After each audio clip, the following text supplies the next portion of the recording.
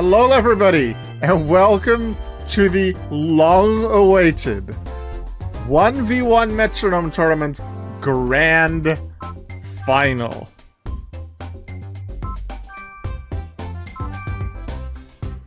I feel like it was over a year ago that we ended Bracket 1. I don't remember the exact date, but Bracket A, we had 493 old Pokemon Gen 1 through 4 in the Metronome Tournament in a giant single elimination knockout. Had to split them up into two brackets because Challenge doesn't allow more than 250 participants for a tournament, so we put 250 in one, 243 in the other, all randomized in order who went up against who. We had a few matches of evolution lines against each other. I believe a bit of Barrel we had Charmander versus Charizard. I think it was Porygon and Porygon 2 were the Porygon Z, like two of those lines.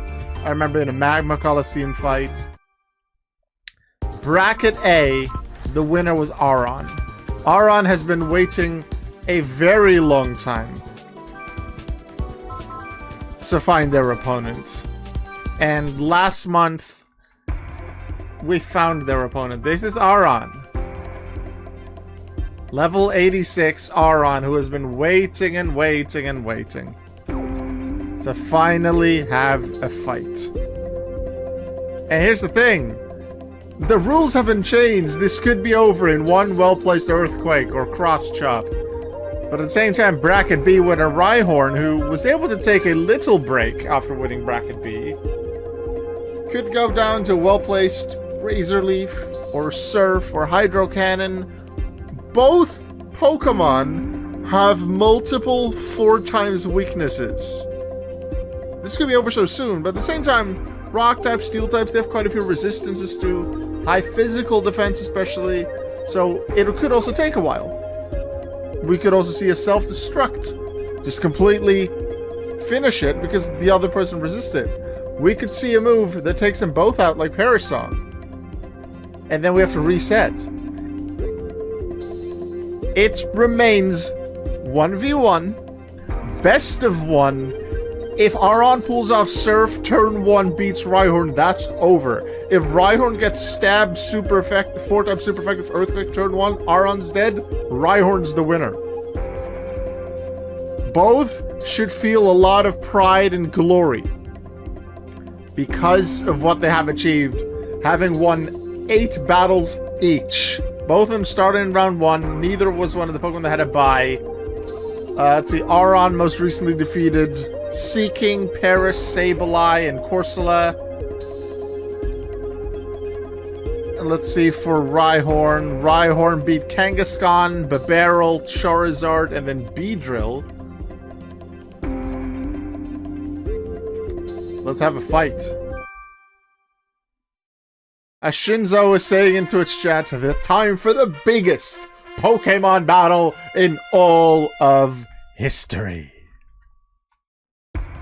Aron, Rhyhorn, and Rhyhorn somehow isn't that much higher base stat total than an Aron. Feels a little bit weird, but hey, this is what we're going with.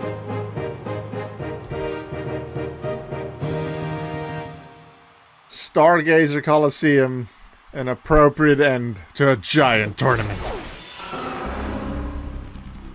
This is an important battle for both trainers. Neither side can afford to give up in this battle. Alright, Aron starts it off. It could end right here. It could take forever. Lunar Dance that could have ended things if there were other Pokemon. Aron doesn't want to fight. Rhyhorn, what do you have? Dragon Pulse. Oh, I thought with the blue thingy they're going to shoot Hydro Cannon. But no, okay. We're through turn 1. Aron didn't really feel like it, but maybe now... Okay, I have to be serious. They hurt me. Time for, I don't know, Solar Beam. Frenzy Plant, Fury Cutter. Not going to do a lot of damage. Especially with Gen 4 Fury Cutter. I don't think that's the 40 power yet.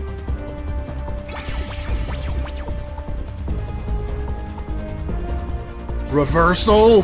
That's 4x super effective, but Rhyhorn's on high health, so that's not going to do a lot. But it's stuff like that that could finish this off. We've already seen a 4x super effective move. Aron keeps the advantage in terms of speed goes first. Aron If they can't do it, uses its move. one of the others. Ooh, Magnet Device is a big one. Removes Aron's main weakness, the stab ground moves. The cross chop, stuff like that. Aura's here could still hurt. Taunt. Oh no, Rhyhorn. Rhyhorn almost sealed the deal. That's basically like Imprison, except it only lasts a few turns. Metronome's a status move. Aron's gonna struggle. Rhyhorn has good defenses, so they're not gonna take much damage. This is the only thing it can And do. Aron will hit itself for 25% of its max health. I think Rhyhorn has this with Taunt. Officially, the winning move might be Low Kick, it might be Hydro Cannon, it might be Darrow Blast. A small But hit. truly, the winning move here is Taunt. The battle has reached its Because Aron final still can't stage. attack, and I think Taunt lasts a few more turns, so unless Rhyhorn heals Aron...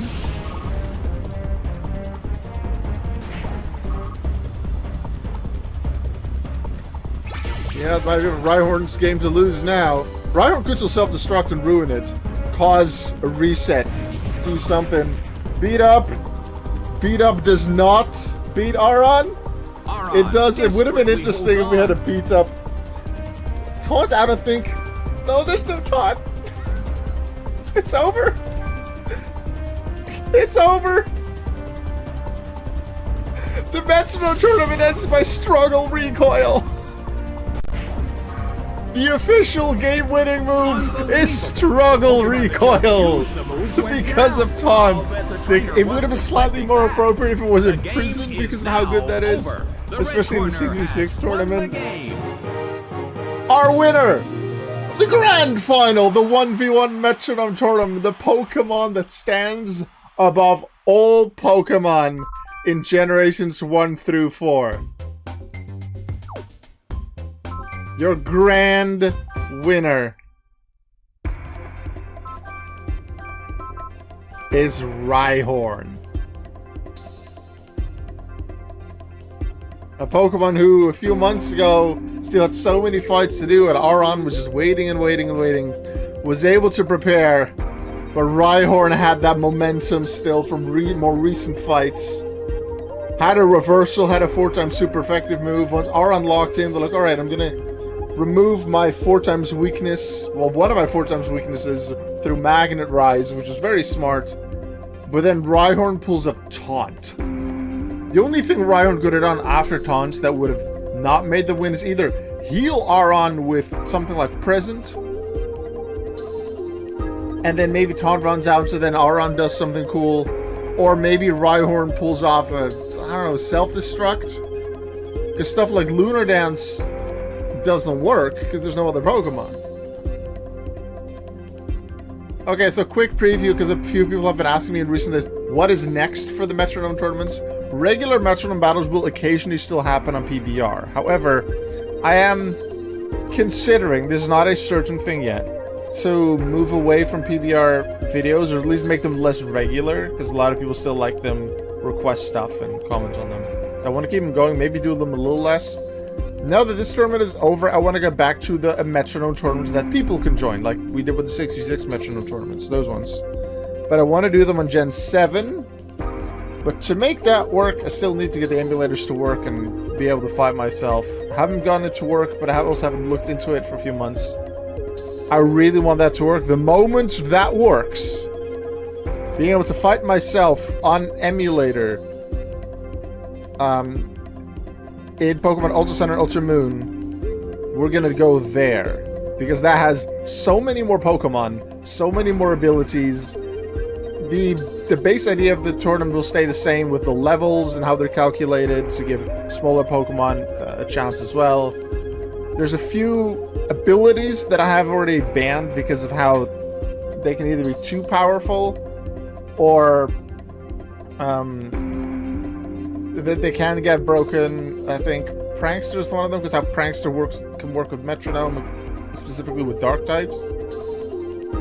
Moody is because with how long Metronome battles can last, Moody is overpowered, I would say.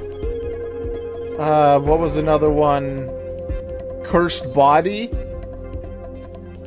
Because I believe I did a test of this months ago, and Cursed Body actually does disable Metronome and not the move called by Metronome. Because of that, that effectively bans Gengar. Because Gengar only has Cursed Body in Gen 7, not Levitate anymore. Also, it effectively bans Mega Bayonet. Speaking of that, I'm going to allow Megas, those that exist in Gen 7. The calculation would then have the Megas base stats to decide the level. And I'm also, and the Mega Evolution would happen turn 1 the moment you can Mega Evolve. And I'm also allowing a Z move. You can use Metronome with the Normalium Z. If you then, Metronome will still call a random move. If you call something like Splash or Leer or any status move, it's just going to do the status move and not, I don't think even the bonus of that move. However, if it calls a damaging move, whether that's Constrict or Double Edge or Explosion or Flamethrower, it gets the appropriate Z move. So if you call Water Gun, you get Hydro Vortex. If you get Tackle, you get Breakneck Blitz. If you get Close Combat, you get All Out Pummeling. Question from Sinza, would Mega Gengar be acceptable then since it changed its ability away from Cursed Body?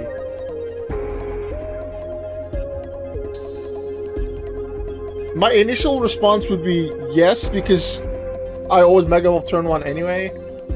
The only potential issue with that would be if it would be switched in by something like Whirlwind, and then it gets hit that turn before it can Mega, but that is so extremely rare that I'm willing to allow. So for now, the idea is, yeah, a Mega Gengar would be allowed, but base Gengar is not. But that'll be made clear once, like, I'll make a video once everything works. I'll probably have a test video out as well. But yeah, and then sign-up sheet will be out.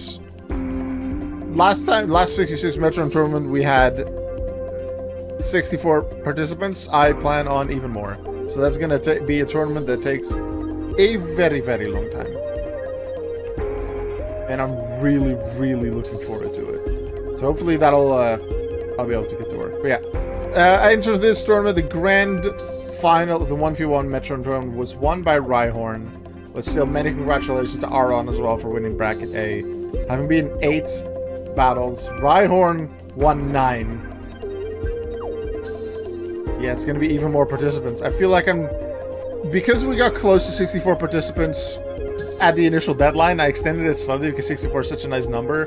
The intent for the next 6v6 tournament is to do group stages again and then into single elimination like before, but then different sizes of groups maybe. It depends on the amount of participants and how that all works out. I know what my team will be already. I'm pretty sure. I have a few ideas, but I'm pretty sure I've set my team already. So based on what I've given you now, you can start thinking of a team, and there should only be very minor adjustments.